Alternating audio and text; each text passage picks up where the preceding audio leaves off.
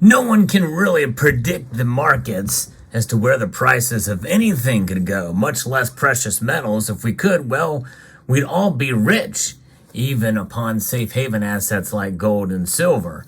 But nonetheless, we can make some sense of the markets with regards to these metals, and we will try to explain, at least in part, why gold and silver went up today. But there's another metal that exploded dramatically in price today, and I'm going to be talking about that later in the video as we explore.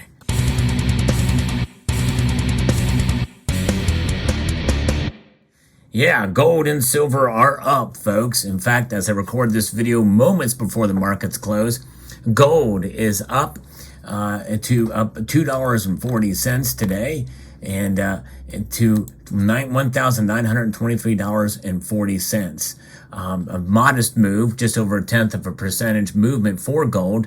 Silver, though, is pushing just above a 1% move today, up 23 cents to $22.92. Now, that is something else to see here for silver. That's a pretty big move in one day. It's not really a surge, but it's definitely a notable move for silver compared to gold. In fact, silver's high today did reach over $23.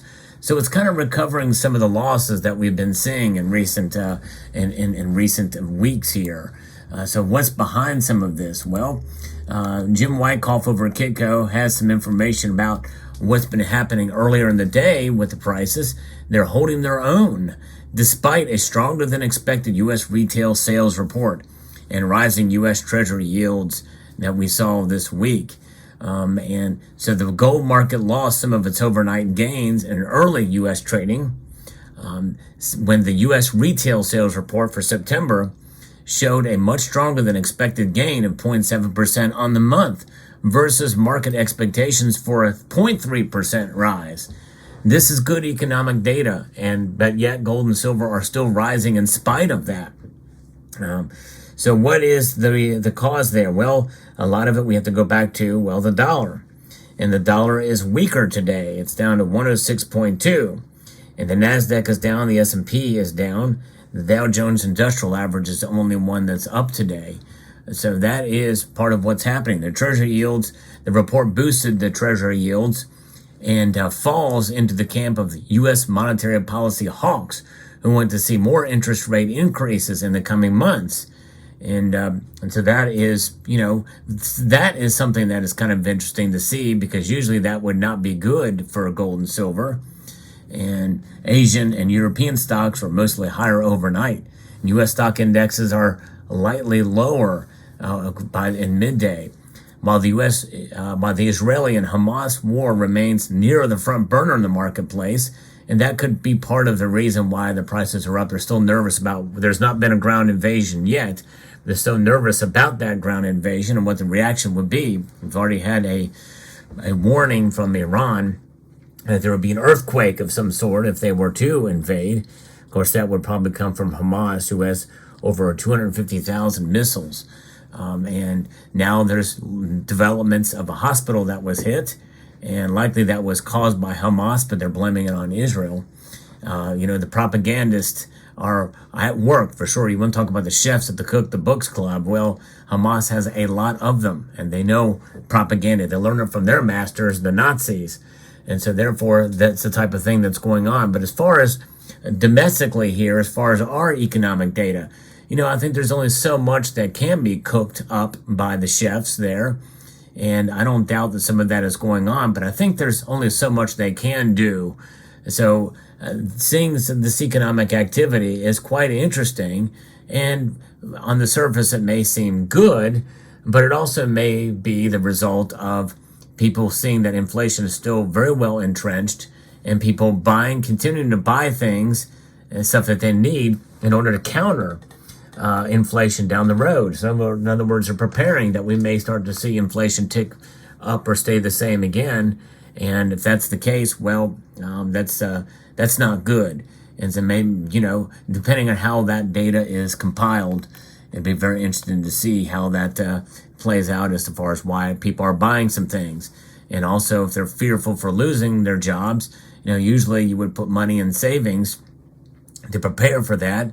But you can also put money into, goods and services. Well, mainly goods that are non-perishable with these dollars, because if you know you're going to be losing your job or fear economic downtrend or a recession down the pike, and couple that with inflation, it would make sense that people would spend money on certain goods and services. So that is quite a possibility that we may be seeing that would be perceived as economic progress. Nonetheless, it's emboldening some of the hawks there to raise rates, but gold and silver in that kind of environment would actually go down. And when you think about gold, you think about a metal that has proven itself time and time again as a store of wealth. But the price going down, it's putting some pressure. Now, the other thing we have to think about too, with regards to silver, it rose up more dramatically than gold did, and usually we tie that to copper and other industrial metals because it tends to flow in that realm, because silver is an industrial metal. Really, mostly it's an industrial metal. But there is obviously some monetary metals aspects of it. But copper is actually down today while silver is up. And so that's kind of unusual to see. Nickel is up, but all the other commodities are down today. And nickel is only up slightly, but silver is up, practically a 1% increase today. So making sense of it is difficult. Now, what about platinum? Well, platinum is up. That's right, it is up today, but that's not the metal that exploded in price. Platinum is only up $3. That's just over a third of a percentage point for this metal. So platinum is making a move, but I think anything under $1,000 for platinum in the ask price is a good deal in my view. Bargain hunting, and this is a platinum bar that I got earlier this year. And a part of me is thinking about maybe making another move into platinum this year. I don't know. But the only metal that fell today is palladium. Palladium took a drop today. And not by much. It was just about 0.8%, almost 1%. I guess $9 drop in palladium today, down to $11.60 now. So palladium is really under pressure now, and I'll tell you what, it'd be very interesting to see if we can get that to fall below $1,000. Remember, palladium got up to over $3,000.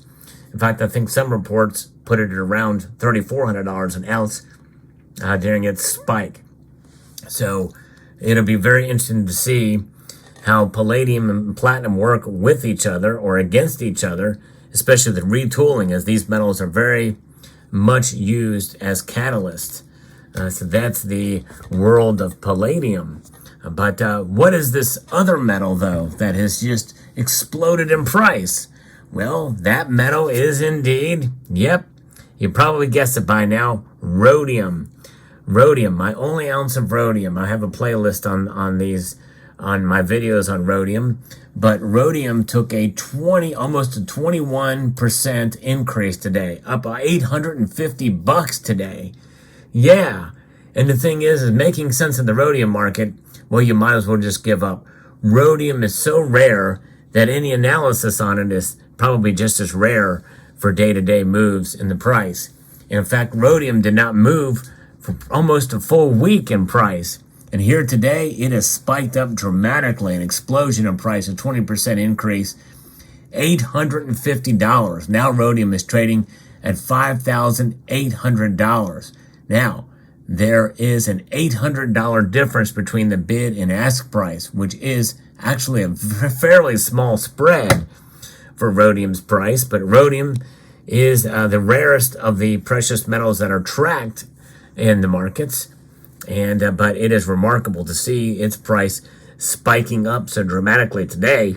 Now, keep in mind that rhodium itself was up almost to $30,000 an ounce at one point, where many people were screaming at me, sell, sell, sell. But if you watch my playlist on rhodium, well, you will see the exact reason why I did not sell this metal, and will not sell on the way down or back on the way up again. Although if it were to fall to where it was before, and I bought the metal because I paid $1,100 for this bar when it was trading at $700 an ounce. Yeah, that's a hefty premium, but well worth it because I'm still ahead of the game on it, even on the way back. But I wanted to have an example of an actual bullion bar by a respected mint out there. The Bear Mint is, and in fact, it was the first of the mints to actually create a rhodium bar. I missed out on getting the Pamp Suisse version. I wish I would have done it when the price was starting to creep back up slightly. But nonetheless, they're hard to come by these days. They're hard to liquidate too, and that's part of the problem with rhodium.